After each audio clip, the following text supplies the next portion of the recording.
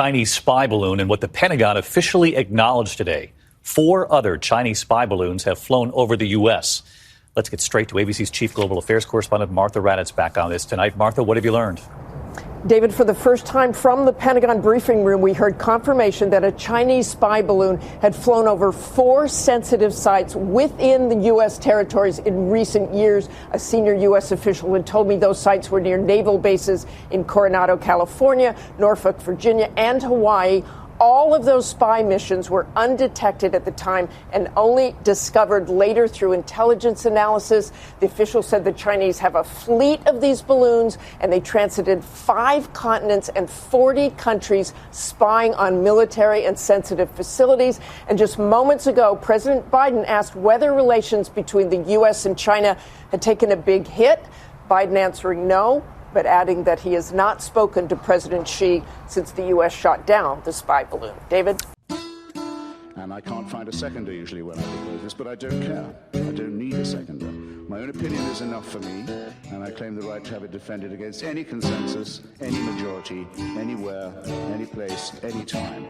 And anyone who disagrees with this can pick a number, get online, and kiss my hand. No representation is made that the quality of legal services to be performed are greater than legal services provided by their lawyers. I'm Harry Steele. You found Backstory Podcast number 141.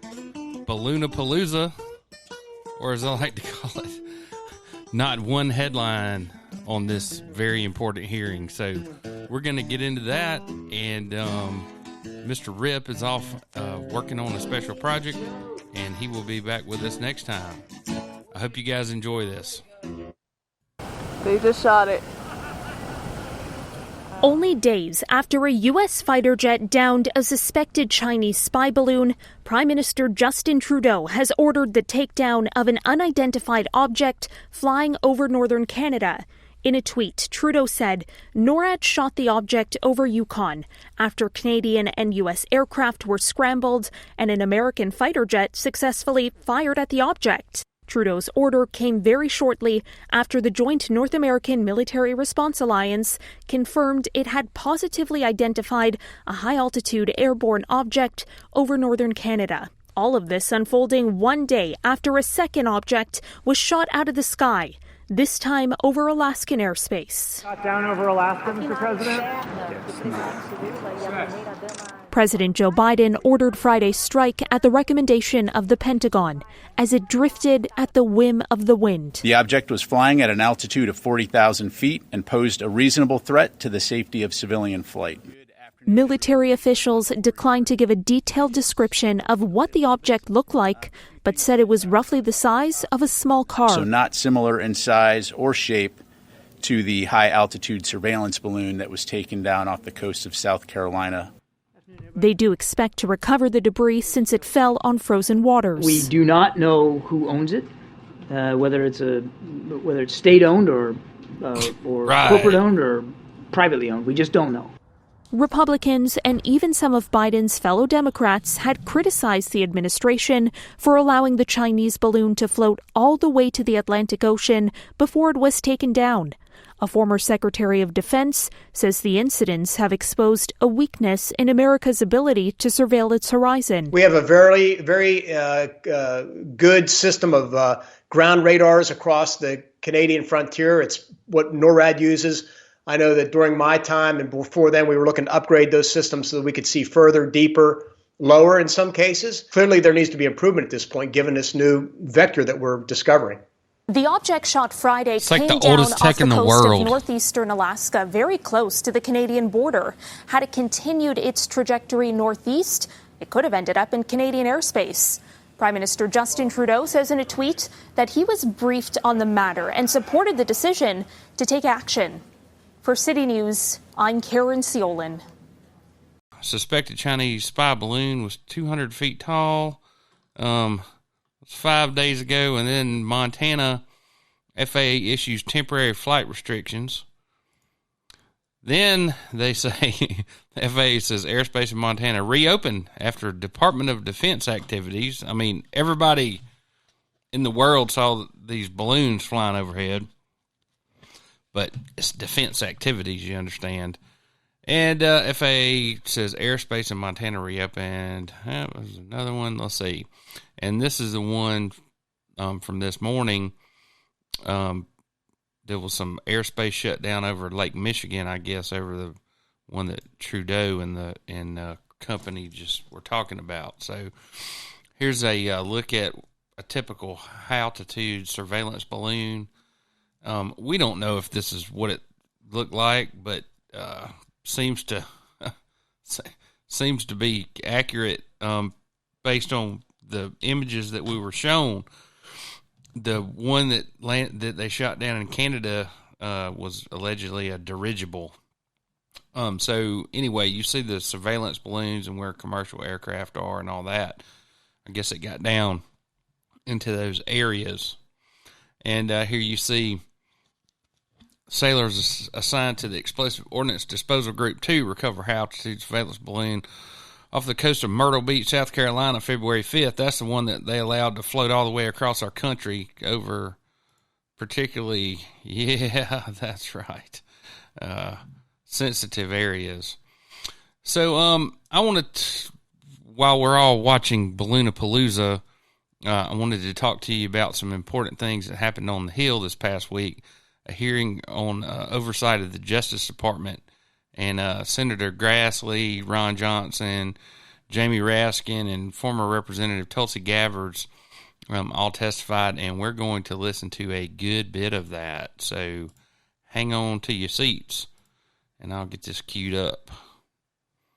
So we have to predicate this story, and we have to start with the Undersecretary for Political Affairs who testified on Ukraine.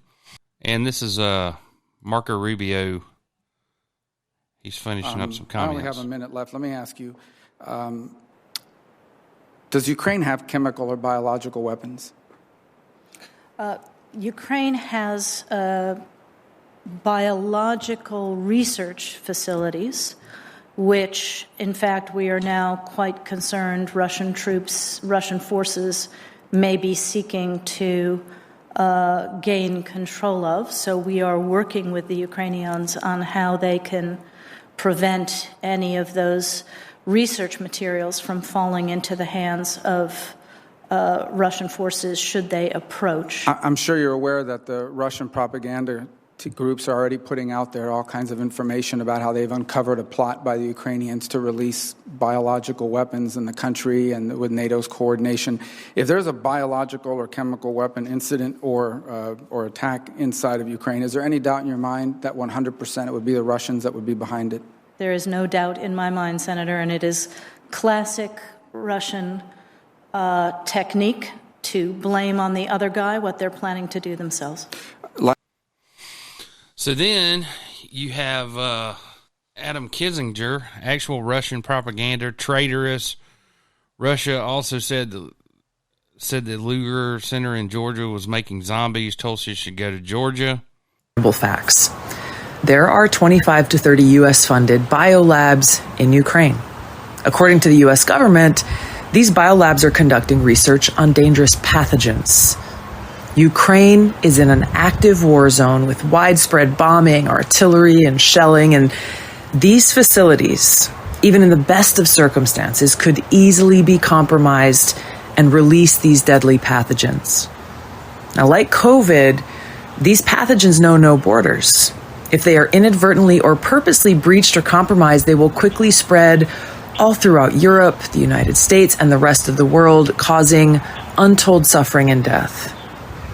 So in order to protect the American people, the people of Europe, the people around the world, these labs need to be shut down immediately, and the pathogens that they hold need to be destroyed.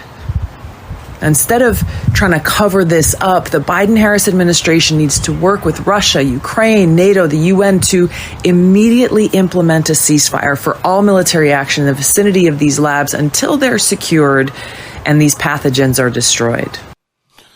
Wow, that just sounds slanderous. So then, former Representative Tulsi Gabbard sent a cease and desist letter to Senator Mitt Romney, Republican of Utah, over a March tweet in which he alleged her statements were treasonous lies, and she was parroting false Russian propaganda. Well, so now that brings us to this week, and I'd like to start with investigations. Ron Johnson. But to begin, let me be clear. Throughout my testimony, I am not talking about the men and women in government who conduct themselves with integrity and patriotism. But at the outset, it is important to recognize corrupt individuals within federal agencies that I am talking about are not acting alone. They operate as vital partners of the left-wing political movement that includes most members of the mainstream media, big tech social media giants, global institutions and foundations, Democrat Party operatives, and elected officials. As the Twitter files reveal, these actors work in concert Twitter files to defeat their political opponents and promote left-wing ideology and government control over our lives.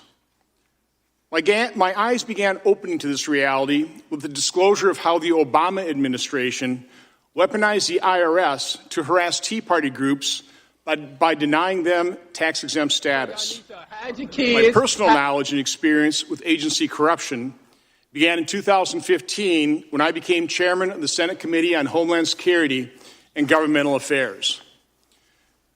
My first investigation ultimately revealed the extensive editing of then FBI Director James Comey of his July 5, 2016 statement that exonerated Secretary Clinton regarding her use of a private email server for official business. The edits were clearly made to downplay the seriousness of her actions. It is important to note those partisan edits were made by the same cast of characters in the FBI that would initiate and drive the corrupt Russian-Trump collusion investigation. During our investigation of the FBI's involvement in the Russian collusion hoax, Senator Grassley and I uncovered and made public highly partisan text messages between FBI employees Peter Strzok and Lisa Page. Strzok's December 15, 2016 test, quote, "Think our sisters have begun leaking like mad. Scorned, worried, and political, they're kicking into overdrive, has never been given the attention it deserves." In 2022 interview with Jeff Gerth, Strzok said he now believes, quote, that it is more likely the text came not from the CIA, but from senior levels of the U.S. government or Congress.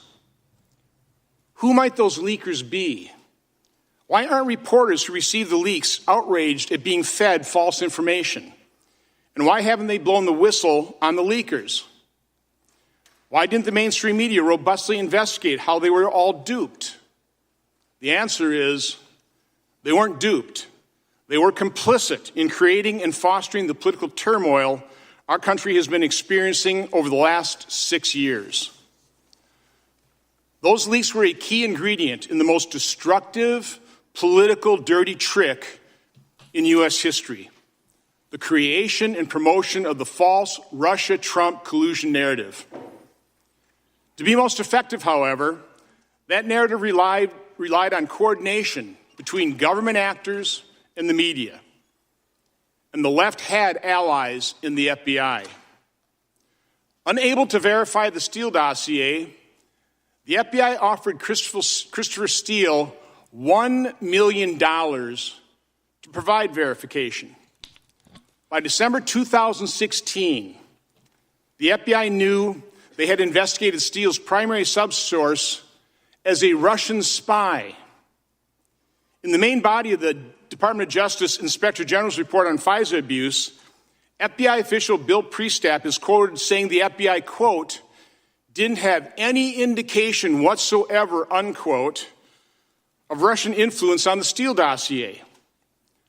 Our investigation uncovered redacted footnotes to that same document that completely contradicted that statement.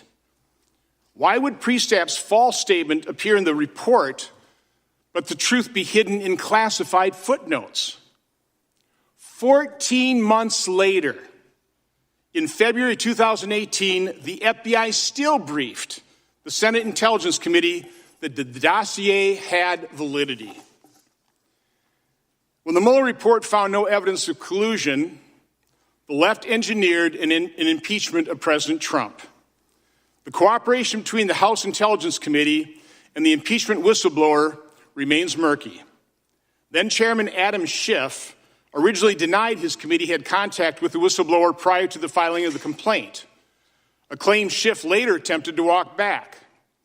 The genesis of the impeachment saga has yet to be fully investigated. It needs to be. Prior to the impeachment proceedings, Hunter Biden's obvious conflicts of interest in Ukraine became public, and Senator Grassley and I began investigating. We didn't target Joe and Hunter Biden. Their actions demanded it. On December 9, 2019, the FBI issued a grand jury subpoena and took possession of Hunter Biden's laptop from John Paul McIsaac, a computer shop owner in Wilmington, Delaware. As the FBI left his shop with the laptop, Mr. McIsaac recalled one agent saying, quote, "It is our experience that nothing ever happens to people that don't talk about these things," unquote. That statement was the opening salvo in a coordinated effort over the next 10 months to sabotage any public revelation of Hunter Biden's laptop or any wrongdoing connected to the Bidens. Senator Grassley has provided a number of examples of that sabotage, and we will release a report that goes into far greater detail than we have time for today. When available, I hope everyone will read it. Perhaps the most egregious and effective act of sabotage against the truth was the public letter signed by 51 former intelligence officials 51. Claiming the laptop had, quote, "all the classic earmarks of a Russian information operation," unquote. That letter itself was an information operation that interfered with and impacted the 2020 presidential election to a far greater extent than anything Russia ever could have hoped to achieve. Each of those intelligence officials needs to be interviewed to determine how that letter was masterminded. While we all condemned the violence on January 6th, we all condemned the violence on January 6th. The fervor in which the Biden Department of Justice has pursued those protesters and rioters stands in stark contrast to their lack of interest in the summer of 2020 rioters. Serious questions regarding instances of unequal application of justice and violation of January 6 defendants' due process rights remain unanswered. SWAT team arrests and treatment of prisoners are legitimate concerns. And neither the Senate nor House investigations adequately explained why the Capitol was so woefully unprepared or how many federal agents and informants were in the crowd. Indeed. COVID has exposed the awesome power that can be misused by government officials. The loss of basic freedoms has been nothing less than breathtaking. Shocking. Our response to the pandemic has been a miserable failure. Absolutely. A miserable failure. Preach on, brother. Over 1 million lives lost. The human toll of the economic devastation caused by shutdowns that did not work. And the loss of learning and other psychological harms to our children. Federal health officials denied patients early treatment and to this day refuse to acknowledge the extent of significant injuries caused by the COVID vaccines. What, like the ringing in my ear? Emails between Anthony Fauci and Francis Collins reveal how they intended to use their awesome government authority and power to accomplish a, quote, devastating published takedown, unquote, of scientists who offered a different approach to handling the pandemic. Burn them at the stake. Emails also revealed Fauci's attempt to hide his agency's role in funding dangerous research that might have led to the creation of the deadly coronavirus. We don't know because those agencies won't provide the unredacted documents. National security. Federal health agencies have not been honest or transparent. True. I've written over 50 oversight letters, and the vast majority of the questions I have asked have either received an inadequate response or no response at all. I have requested information that the public has a right has a right to know. No doubt. Doctors who have had the courage and compassion to treat COVID patients using their off-label prescription rights have been vilified, censored, and their careers destroyed. Other health professionals have noticed, toed the line, and remained silent. Parents who, out of concern for their children, question school boards and administrators have been labeled potential domestic terrorists. Yes. And must now fear scrutiny from the federal government, federal law enforcement. With the release of the Twitter files and the Missouri and Louisiana lawsuits against the Biden administration, we are getting a clearer picture of how active government officials were in suppressing free speech and controlling the narrative. It is also becoming obvious that the World Health Organization has been captured by the Chinese government, that global institutions in general have been captured by the left, and that some charitable foundations are exerting far more power over public policy than should be allowed. Bill and Melinda Gates Foundation, maybe? Chairman Jordan, members of the committee, you have important work before you.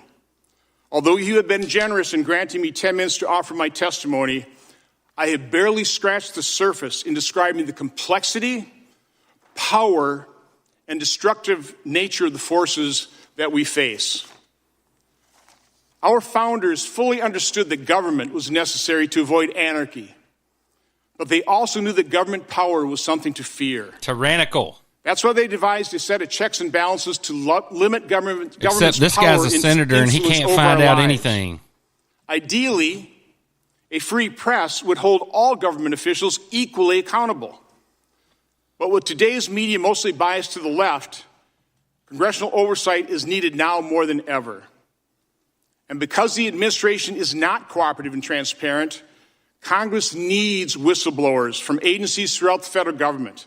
I urge men and women with integrity to come forward and reveal the truth. Senator Grassley and I will do everything we can to encourage bipartisan oversight in the Senate and stand ready to assist your efforts in any way that we can. Thank you. I thank the gentleman. Glad that's the over gentleman with. from Maryland that we respect the FBI agents, particularly the ones who have come to us, the dozens who have come to us, and we will focus on the facts. Something I felt was not exactly presented in the proper way in your testimony. I understand that the senator from Wisconsin has a number of documents he'd like to ask to be entered in the record. So without objection, those will be entered. And we'll get those from you, Senator Johnson. We now turn to our former colleague, the former Democrat member from the great state of Hawaii, Congressman Gabb. Thank you very much, Chairman Jordan, Ranking Member Plaskett, and members, aloha. Thank you for the opportunity to be here to speak with you today. Benjamin Franklin said, "Without freedom of thought, there can be no such thing as wisdom and no such thing as public liberty without freedom of speech." I love our country and I cherish our God-given freedoms that are enshrined in the Constitution. Like every one of you, I took an oath, both as a soldier and as a member of Congress, to support and defend the Constitution of the United States against all enemies, foreign and domestic. Now, I've had the privilege of serving alongside many of you in Congress for 8 years, representing the people of Hawaii's 2nd Congressional District, serving on the Armed Services and Foreign Affairs Committees. I'm honored to be able to continue to serve as a Lieutenant Colonel in the U.S. Army Reserves now for almost 20 years, where during that time I deployed to 3 war zones and participated in multiple overseas training exercises, where I had the opportunity to see firsthand what life is like in countries where there is no First Amendment, where there is no free press, where government deems itself to be the moral arbiter to its people, dictating to them what is right and wrong, what can and cannot be said, who can speak, who cannot, who is free to worship, and who is not. Now, our founders understood the importance of enshrining our God-given freedoms in the Constitution and Bill of Rights to ensure that no matter which party or person may be in power at any given time, our founding documents serve as a reminder of these freedoms that are guaranteed to every American. Protects a minority. Thomas Paine said, "He that would make his own liberty secure must guard even his enemy from opposition. For if he violates this duty, he establishes a precedent that will reach to himself." We cannot be so short-sighted as to thinking silencing speech that we don't like today will not result in our own voices being silenced tomorrow. The work that you've all been charged with in this committee affects all Americans, and it is too important to allow it to fall victim to partisan politics. No matter how deep your differences, we must all agree to stand on the side of liberty.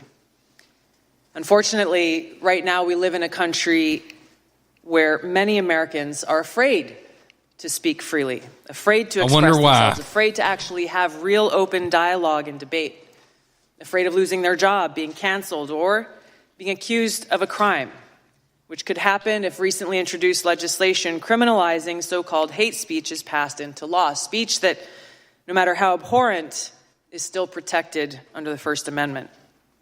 Now, this fear and this culture of fear and self-censorship is not unfounded. We have individuals in our government often working through their arms in the mainstream media and big tech, doing exactly what our founders rejected, trying to control what we, the people, are allowed to see and say under the guise of protecting us from so-called misinformation or disinformation. Now, of course, they appoint themselves as the sole authority and voice of truth, of information, backed by the most lethal force on earth with the power to target anyone they deem a threat. They alone are the ones, self-designated, who get to decide what is true and what is false, what is information and what is misinformation or disinformation. They say they're doing this for us, that they're doing this for our own good, to protect the people. But in reality, the truth is they think that we're too stupid to think for ourselves. It's called Fauciism. To discern for ourselves and to draw our own conclusions. Now, the idea that we must just blindly accept whatever the government or those in power tell us is true goes against the very essence of our Constitution and Bill of Rights, which were created as a resounding rejection of the reign of kings, churches, and authorities. They tell us we must blindly trust them or face the consequences, even though our government has a long history of lying to us, the American people. Just to cite a few examples, we were lied to about the weapons of mass destruction in Iraq, which spurred the war that I and so many others served in and so many others sacrificed their lives in. They lied for almost 2 decades, claiming success in Afghanistan, when in fact we saw failure after failure after failure, coming at a great cost to this country. We saw lies about Vietnam that were revealed in the release of the Pentagon Papers. We saw lies about our own government illegally surveilling Americans. These are just a few examples. There are many more. Ranking Member Plaskett talked in her opening comments about how individuals in the FBI also throughout our country's history have abused their power, weaponizing those agencies to advance their own political interests. I can't imagine who she might be talking about. This is not and cannot be reduced to a partisan fight. The stakes are too high. We all must recognize our own responsibility to stand against such abuses. But as we sit here today, the danger is that if we choose to reject or challenge whatever those in power declare is the so-called truth, we are accused of being anti-authority. We are accused of being a danger to society, accused of spreading misinformation, and are then targeted, smeared, and called things like Russian asset, white supremacist, bigot, racist, sexist, extremist, traitor, and so on. More dangerous than any baseless smear, our own government institutions, which exist to serve the people, they are being weaponized against us. The Department of Homeland Security declared a heightened domestic terrorism threat due to 3 factors, the first of which is, quote, the proliferation of false or misleading narratives which sow discord or undermine public trust in U.S. government institutions, end of quote. They are the ones who get to decide what those false or misleading narratives are. Former CIA Director John Brennan said in 2021 that, quote, members of the Biden team are now moving in laser-like fashion to try to uncover as much as they can about what looks very similar to insurgency movements that we've seen overseas. An unholy alliance frequently of religious extremists, authoritarians, fascists, bigots, racists, nativists, and even libertarians. End of quote. God forbid, libertarians. Attorney General Garland charged his newly created domestic terrorism unit with targeting those who hold, quote, anti-authority views. That included parents who dared to protest at Board of Education meetings, concerned and standing up for the right for themselves to have a say in their children's education. A draft copy of the Department of Homeland Security Quadrennial Homeland Security Review outlined their intent to target, quote unquote, inaccurate information on a whole host of topics, to include the origins of COVID, vaccines, the U.S. withdrawal from Afghanistan, and U.S. support to Ukraine. Their $100 misinformation, billion. disinformation, and malinformation team exists to, quote, counter all types of disinformation. Once again, they get to determine what this disinformation is.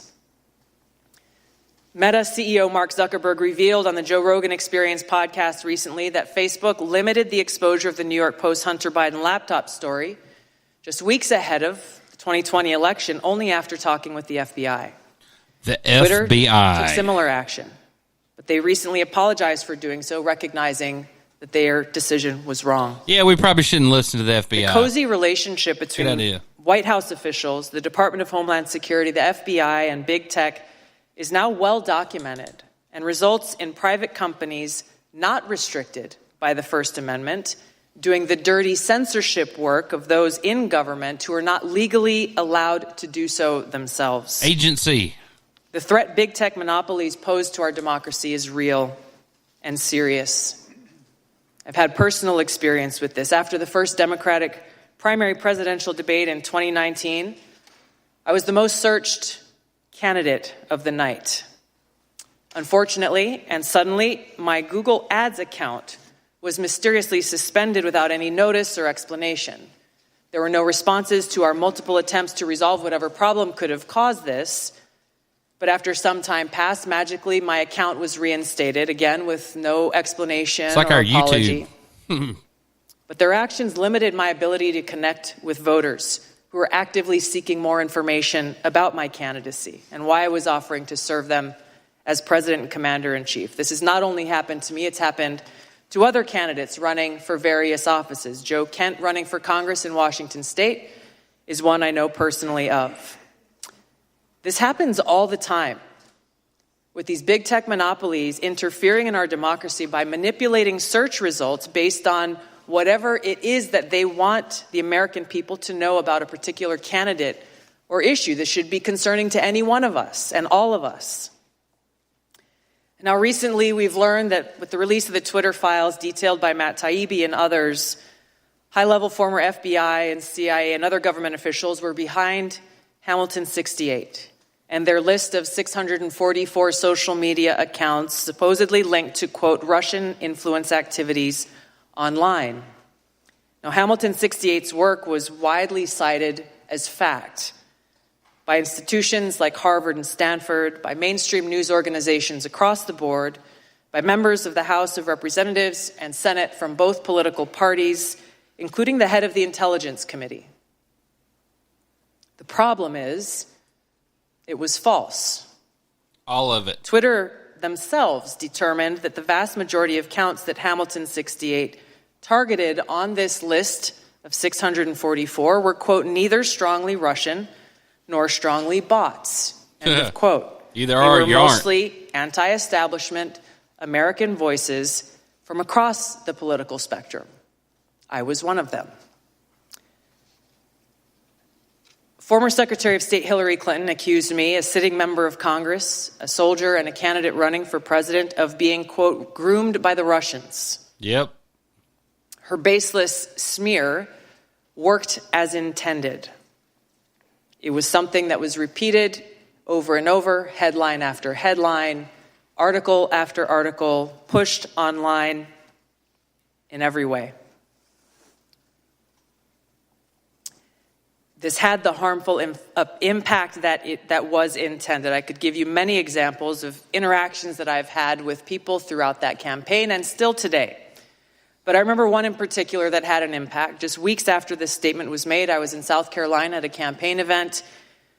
when an elderly woman came up to me, and I could tell that she was very disturbed. She came up and she put her hands on my shoulders and she looked into my eyes, her eyes welling up, hands shaking, and she said, "Look me in the eyes. I need to know if you are working for Putin." Ooh, that made me mad. She was serious. I couldn't believe it. I looked her straight back in the eyes and expressed to her from my heart how much I love this country, so much that I'm willing to die for it. More recently, U.S. Senator Mitt Romney accused me of treason. Yep. A crime that is punishable by death under our laws. I challenged him to back this serious allegation up with evidence. What was this based on? There was no response, no explanation, no evidence, and certainly no apology. Now, these accusations are often shrugged off as, well, hey, it's politics. People say things about each other all the time.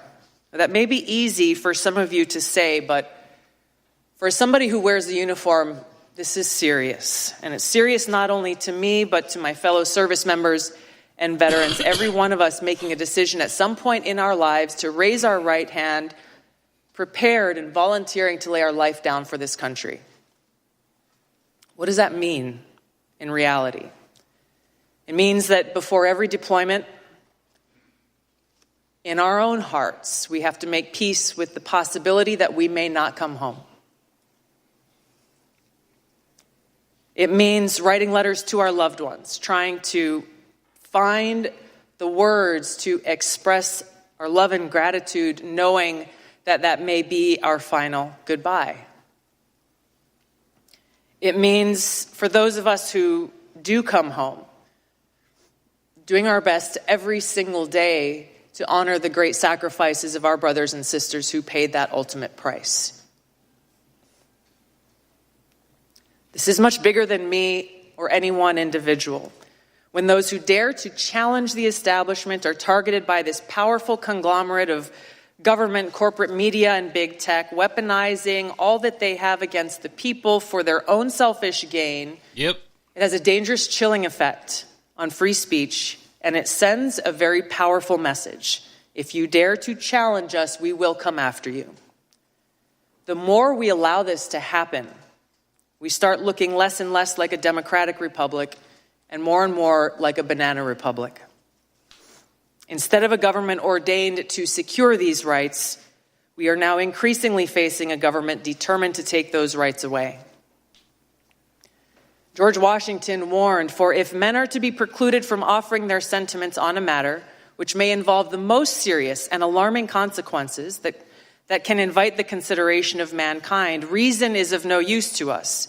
The freedom of speech may be taken away, and dumb and silent we may be led like sheep to slaughter." We have to stop this insanity and protect these sacred freedoms. Vanquish the fear and self-censorship that is now pervasive. Every one of us taking action to breathe new life into the open marketplace of ideas that is at the heart of a thriving democracy, encouraging vigorous and substantive debate, encouraging people to think for themselves so we can draw our own conclusions, where we can disagree without devolving into hate, where we can respect each other as fellow Americans and treat each other with aloha. The work you have before you is critical for all of these reasons. The stakes are high. The consequences, for better or worse, will be long-lasting. And for the sake of the American people, our freedom, and the future of this country we love, I pray we can set aside our partisan differences and commit to standing together to defend the constitutional right of every American to live free. Thank you, Mr. Chairman. Thank you, Congresswoman Gabbard. We appreciate those fine remarks. Congressman Raskin, we thank you for being here. Senator Johnson, we thank you as well for your testimony. The committee will stand in recess for 5 minutes more or less to get ready for the second panel. When did you ready? Wait till she said, look at, oh, you can't see it. She is so much bigger than Raskin. He's like a manlet. Americans have lost faith in the Federal Bureau of Investigation. an institution they once regarded as the world's greatest law enforcement agency. I spent 33 years in the FBI and have continued to be closely engaged with the Bureau since my retirement. I am deeply troubled by this loss of faith, not only because of the challenge and danger it presents to our nation, but personally, it breaks my heart. Specific lapses will be looked into by this panel, but the big issue is, why did they happen? What changed, and what should be done? Culture is where it starts. This widespread deleterious behavior of the past several years describes a culture, not just the work of a few bad apples. Robert Mueller, when he was the FBI director, set out deliberately to change the culture of the FBI from a law enforcement agency to an intelligence-driven agency. Yep. That had bad and unintended consequences. And the difference is this. In law enforcement, you spend every day, consciously or unconsciously, waiting for that day to come when you're going to raise your right hand before a judge or before a jury and swear to tell the truth, the whole truth, and nothing but the truth. That's quite different than an intelligence agency that operates through deceit and deception, and their end product is an estimate. Some would call it a best guess. Guesses aren't allowed in the courtroom. Thank you. Past reforms, like the Church and Pike committees, were necessary. This present subcommittee is a step in the right direction. Hopefully, its work will be bipartisan, because the abuses of an intelligence-driven FBI threaten the liberty of those on the left as well as those on the right. In 1978, after the Church Committee revelations, reforms were undertaken. The FBI and the DOJ enacted a series of Attorney General guidelines for conducting investigations. The Congress gave us the Foreign Intelligence Surveillance Act. Now, however, the use of FISA against U.S. citizens, as seen in the Carter Page case, has presented a threat to American civil liberties. FISA suspends the Constitution. For its first decades, the Foreign Intelligence Act was used, as its name implies, to surveil foreign agents resident in this country. FISA needs to be returned to that original purpose. That is something that the Congress can fix. Today. That the FBI colluded with Twitter to suppress free speech is shocking. What is even more surprising is the FBI's explanation or denial that they did that. Over the past few years, when shenanigans were discovered in the Bureau, by the Bureau, the miscredence was shown the door. Director Wray and other FBI leaders, their theme is the bad apples are no longer with us. With the Twitter revelations, there is not even that usual half apology, but a bold-faced denial that nothing is wrong. Right. The First Amendment guarantees free speech. The FBI, by urging Twitter to censor speech, which it could not itself do, was engaging in a perversion of the First Amendment.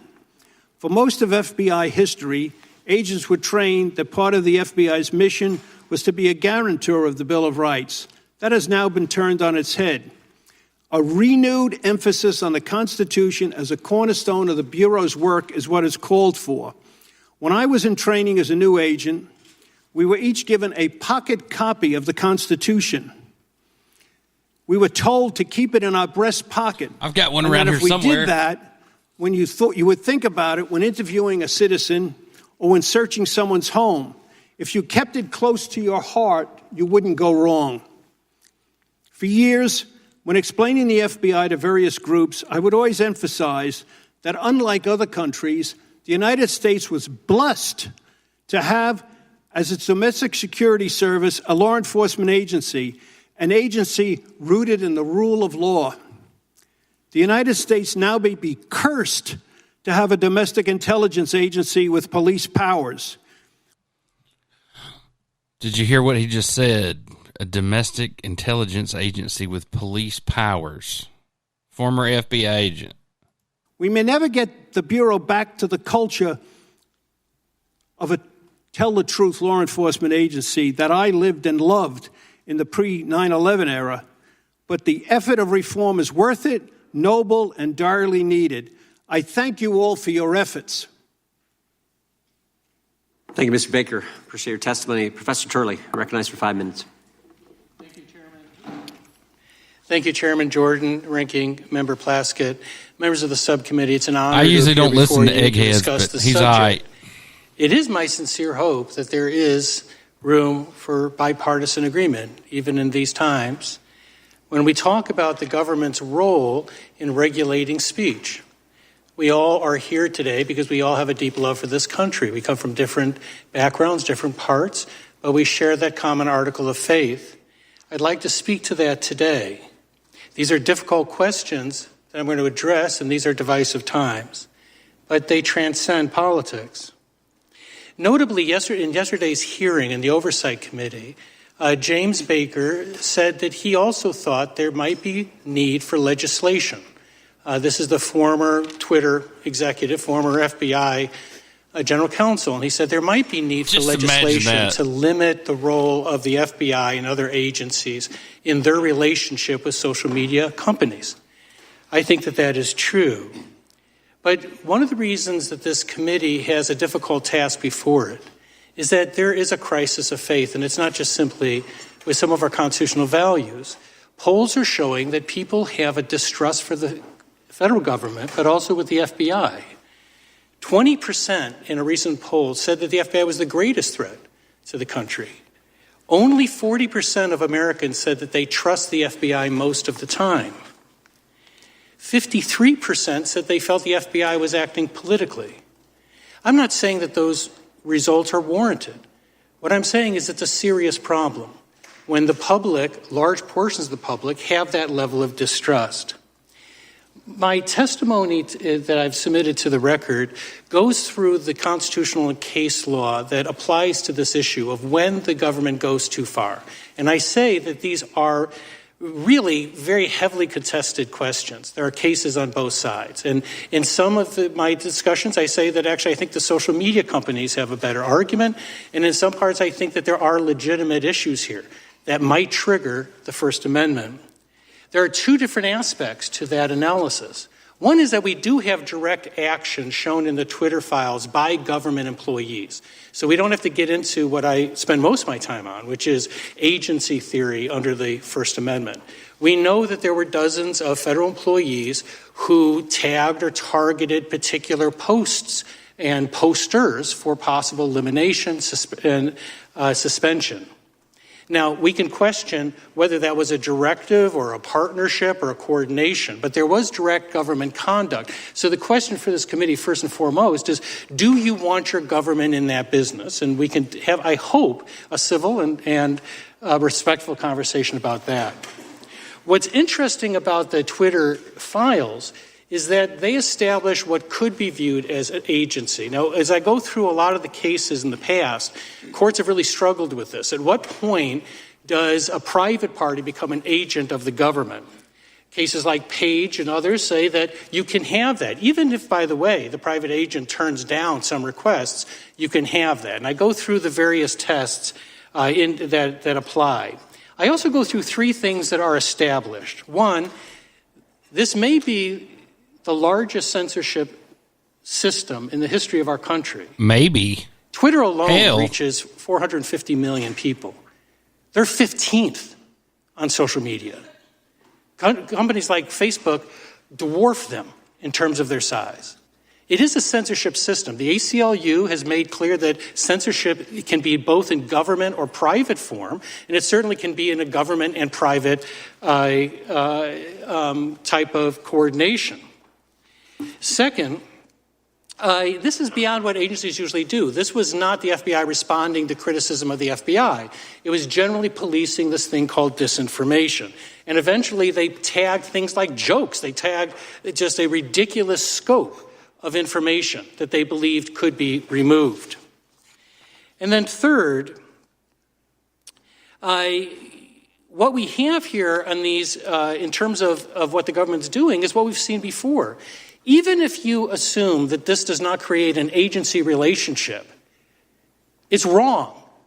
It's wrong. It's wrong. For the government to be in the business of silencing citizens. It's wrong. We saw it during the McCarthy period, where the government was behind the blacklisting of individuals. We said it was wrong. It was wrong then. It's wrong now. We have to have that debate, and it has to move somewhere beyond our normal partisan divisions. Hear, hear. Adlai Stevenson said that when there's a loss of faith in government, we lose everything. I hope that Senator Stevenson's words resonate with members of this committee. We have everything at stake when you have the government involved in censorship. And so I thank you again for allowing me to appear, and I look forward to working with members on both sides to look at this issue. Thank you. Chairman Jordan, Ranking Member Plaskett, and members of the subcommittee, I would like to thank you for inviting me to come and respectfully speak to you today. The people of this country deserve the right to have faith in those sworn to protect.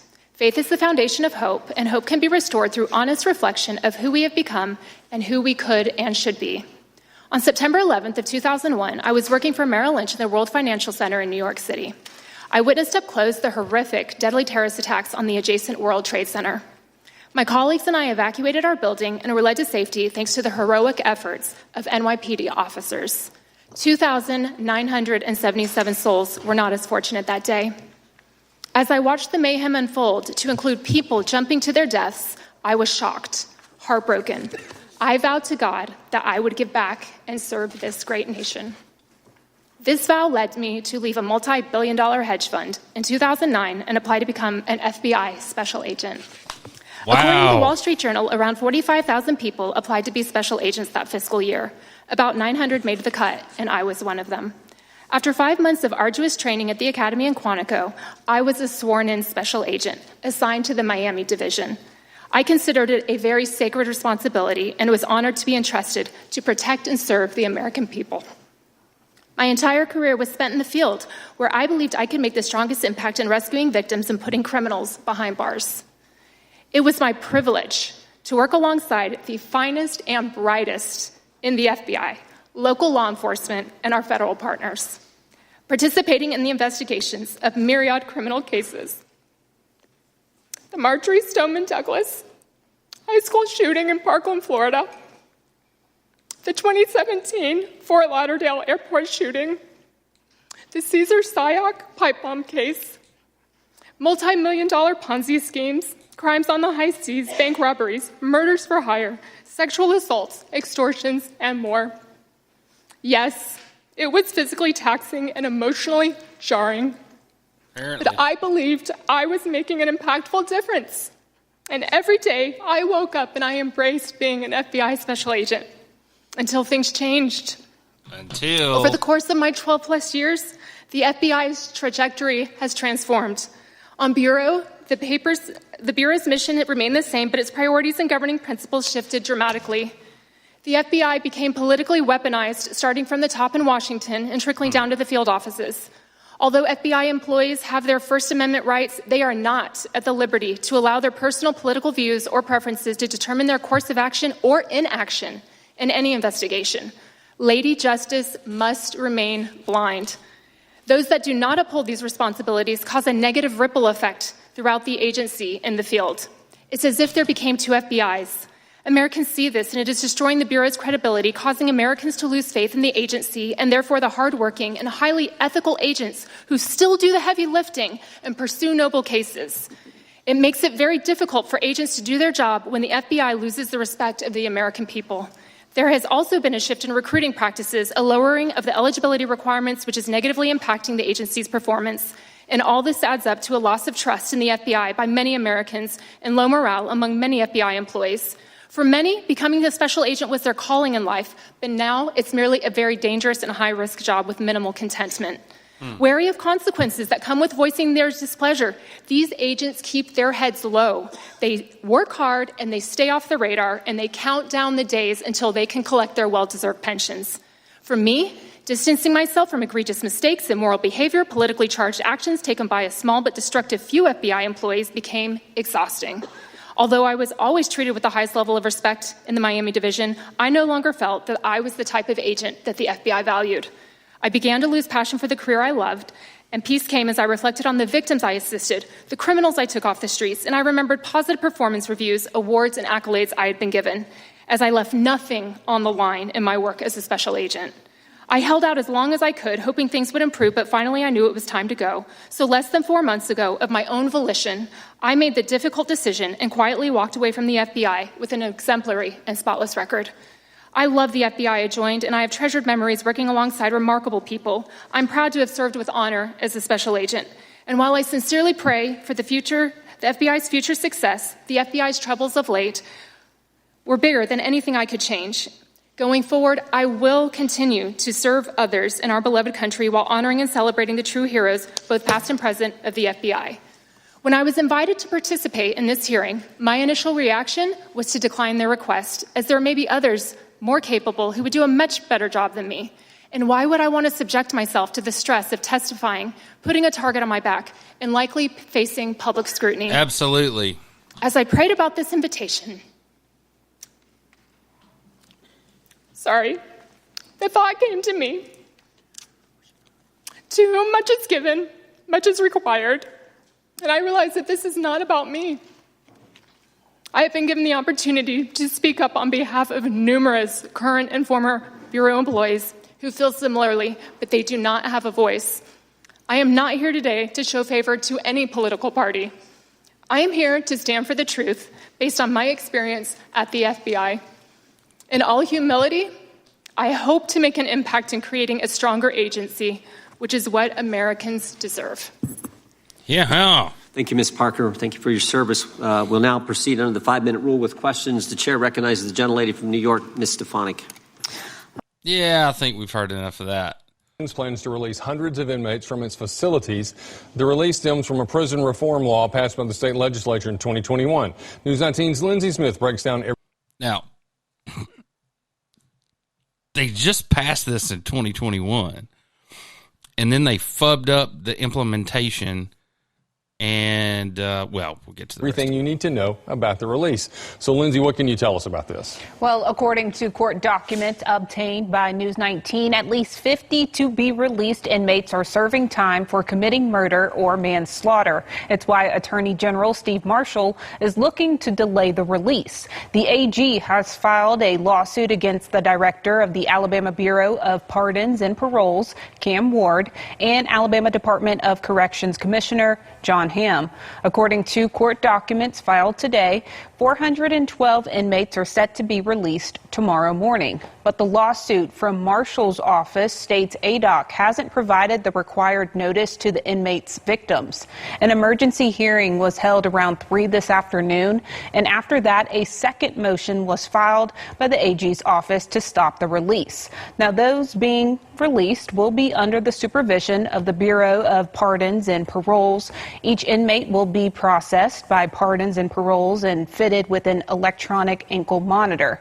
Now, those who do not have transportation from prison by friends or family members will be taken to a nearby bus stop and dropped off. A notice about this was only recently distributed to law enforcement agencies across the state to make them aware of the release. Now, the complaint in the lawsuit states because ADOC has not fulfilled its lawful duty to notify victims of their offenders' early release from prison and cannot fulfill this duty by January 31st, 2023, ADOC cannot lawfully release, and the Board of Pardons and Paroles cannot lawfully accept more than half of those inmates set to be released early, end quote. Now, unless there's action taken on the suit before Tuesday, inmates will be released from correctional facilities across the state. News 19 has reached out to the AG's office and the State Department of Corrections and will, of course, continue to bring you the latest. At least 62 Alabama inmates will be released back into the WKRG News 5 area, according to a report. Baldwin County Sheriff Huey Mack says he doesn't agree with the state's decision to ultimately release hundreds of inmates early in Alabama, at least 9 of which are in his county alone. These people are going to be from the front door of the prison to the community streets. They're coming back into the communities, and some of those offenders, especially in Baldwin County, have records that go back over 20 years, Sheriff Mack said Tuesday. And you can see the inmates that were scheduled to be released and where they were coming back to in our area. 9 from Baldwin County, 41 from Mobile. And then, of course, after creating this crisis in the FY21 legislative session, now that it's time for the implementation, State Senator Chris Elliott files a bill to delay the supervised release of inmates. See how this is all coordinated? Yes, I'm sure you do. And, of course, this is all because we're tearing down our water tower to make way for Jailtown. So, let's talk about this recent streak of violence in our area. You see, there were 6 shootings with 9 victims in Mobile County this week. There's one thing many of these shootings have in common. The people involved knew one another. So these are grudge killings back and forth. 3 teens were shot last night outside of a Mobile gas station. And then, of course, this all started with 1 dead, 9 hurt in the Mobile shooting near the Moon Pie Drop. And like I said, there was a cop every 15 feet. I don't know what else they could have done. The police presence was high. And then, of course, there was a new report that came out. Mobile and Birmingham police chiefs blast study showing the cities are the most violent in the nation. And I thought I would show you that. That's on Forbes. Report ranks America's 15 safest and most dangerous cities. And I believe I threw that in here. Yeah, 15 most dangerous city, and that's crime cost per capita. St. Louis is number 1, Mobile is number 2, and Birmingham is number 3. Of course, Memphis, Detroit, Cleveland, and New Orleans, those aren't any surprises to me. And so this brings us to an article that I'd like to talk about. It's actually Rob Holbert's Damn the Torpedoes. And, of course, you see on the screen, Tyree Nichols was a 29-year-old black man was fatally killed during his encounter with 5 Memphis police officers. And Rob's headline here says, Nichols' beating would have never been seen in Alabama. The release last Friday of body camera video of 5 Memphis officers deliberately delivering a deadly beating to motorist Tyree Nichols led to nearly universal revulsion and outcry against such law enforcement violence. Much of that spilled outside the volunteer state, with state, local, and national figures across the country offering their own condolences and righteous condemnation of what took place. The power of those videos was undeniable and doubtlessly propelled the swift firing and indictment of officers for murder. Let's just skip ahead here. Certainly in the case of Jonathan Victor, who was gunned down in 2017 by Baldwin County Sheriff Deputy Matt Hornaday, not only did Sheriff Mack fight tooth and nail to keep the video secret, he took part in a press conference in which the public was purportedly misled by law enforcement officers to believe Victor was on drugs when he was killed, justifying Hornaday's actions. The video of Victor's death, which Landy obtained when it became part of a civil lawsuit, may not be as horrifying as Nichols, but the federal judge who viewed it for the civil case wrote a jury might watch it and feel Victor's rights were violated. And of course, this all leads us back to the lawsuit that ensued. That was the Lanyap newspaper versus Mack. And in that case, the local court and the Alabama Supreme Court said that they did not have to turn over that body cam footage because it was part of an active investigation. So just think about that. And here's some more information on the death of Mr. Nichols. There was a special unit called the Scorpion Unit, specialized in street crimes. One of them sent a photo they'd taken after they beat this guy to death.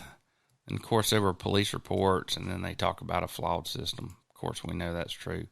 So I thought we might just talk a little bit about how it applies here in Alabama. Now, Mr. Otis French Jr. was killed back in August, and still no word on who killed him. We still haven't seen the video. The Baldwin County Major Crimes Unit is investigating that. And then, of course, we talked about the death of Jonathan Victor in the press conference they had where they said they thought he was on drugs. And if you want to learn more about the open records decision in Laniap versus Mack, you can go read the Lone Ranger's opinion, who said that this was undermined confidence in law enforcement across the state of Alabama, and that was said by Chief Justice Tom Parker. Like I said, Mr. Rip is not here this week. He is off working diligently on this wrongful conviction case that he's taken up. Governor Ivey, we started this podcast in 2019, and the day before we did our first podcast, the governor came out and said the bridge is dead. And now she's coming out and praising the bridge. On another front, there's a bridge battle down in Gulf Shores, and when Baldwin County Bridge Company entered into the agreement to build their toll bridge onto Pleasure Island, the state of Alabama and Baldwin County both agreed not to build another bridge onto the island until that bridge was paid for. And now AlDOT seems to be violating their agreement, and Baldwin County Bridge Company has filed a lawsuit, which brings us to the next Laniap article, which is called Checking Your Privilege. Supreme Court says AlDOT release of documents in bridge project.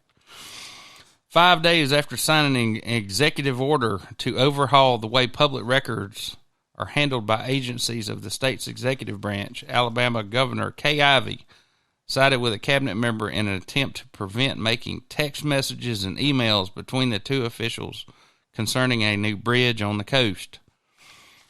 So that brings us to the previous article. Welcomed improvement. Ivey signs order aid at improving open records request. So in the same newspaper, she makes this announcement, and in the same newspaper, she's trying to avoid turning over what she claims are executive privileged documents between her and one of her staff members, and they were saying it was deliberative, not instructive. So they were having a deliberation, and those deliberations between members of the executive branch are privileged. That is her claim. I want to echo the chairman. Thank you, Ms. Parker, for your extraordinary service and your courage for being here today. Mr. Turley, I want to start with you. The Twitter files laid bare for the American people what you correctly call unconstitutional, quote, censorship by surrogate. Matt Taibbi writes, quote, Twitter's contact with the FBI was constant and pervasive as if it were a subsidiary. Do you agree with that assessment? I do. What we know on the record so far shows a relationship that goes beyond this sort of informal exchange of ideas. You're correct. In fact, isn't it true that leading up to the 2020 election, Twitter had weekly meetings with not just the FBI, with DOJ, with DHS, with DNI, to conduct this unconstitutional censorship by surrogate? We know that because of the Twitter files, correct? Correct. And it was not just meetings, not just censorship of stories like the Hunter Biden laptop story. We also now know that the FBI paid Twitter over $3.4 million of taxpayer funds to censor these stories before the 2020 election. Is that correct? That money was paid. Twitter confirmed that. And the Twitter files are just the tip of the iceberg because there's so much more. There was a corrupt revolving door at the highest levels between the FBI and Twitter. Look no further than Jim Baker, former general counsel at the FBI who helped unlawfully investigate Donald Trump in the 2016 election. Or look at Jim Comey's deputy chief of staff, who became the director of strategy at Twitter. Isn't it true, according to the Twitter files, that there were so many FBI officials who then went to work at Twitter that created their own Slack channel and crib sheet for onboarding? The Twitter files confirm that, correct? Correct. Are you aware, as the American people are aware, that according to polling, of the people that were made aware of the Hunter Biden laptop story, 50% their vote, including 61% of Democrats.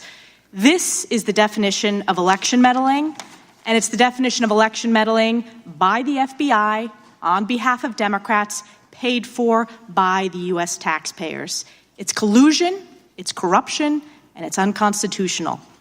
Ms. Parker, I want to go to you next about your experience at the FBI, because this is not just about the Twitter files, which folks are focused on because of the news it made. It's about a systemic rot in the culture and the politicization of the leadership of the FBI, and it needs to be rooted out. Let's take a step back. Let's look at the targeting illegally of parents who wanted to stand up for their kids at school board meetings. On September 29, 2021, the National School Boards Association sent a letter to Joe Biden equating parents at school board meetings to domestic terrorists. And on October 4th, Attorney General Merrick Garland issued a memorandum to the FBI and U.S. attorneys that the department would use federal enforcement tools to target and prosecute these parents. Do you consider parents as domestic terrorists? I do not consider parents as domestic terrorists. No, I do not. No, and neither do the American people. But there's more to this story. It goes back further than that initial letter on September 29th. Because the letter didn't happen organically, it was solicited. It was solicited by the White House and by the Secretary of Education. Essentially, the Biden administration laid the predicate for which it used to justify illegally targeting the American people, targeting these parents. Is it proper protocol as a former FBI officer to set that predicate, to manufacture the reasoning to justify opening an investigation? I believe that no one should be targeted for free speech and that violence should never be tolerated under any circumstance, but it should definitely not, no one should be targeted because they want to speak up at a school board meeting. This was a setup, and it was the setup, and it's the real definition of weaponization of the government against the American people. And it's not just this example of targeting parents at School Boards Association. It goes back to the opening of Crossfire Hurricane. It goes back to the faulty FISA application. It goes back to what we heard on that first panel from Senators Grassley and Johnson. It goes back to the suppression illegally of the Hunter Biden laptop story paid for by the U.S. taxpayers. This corruption needs to be rooted out, and it's not just about protecting the U.S. Constitution. It is most importantly about protecting the American people from the weaponization of the federal government against them. Yield back.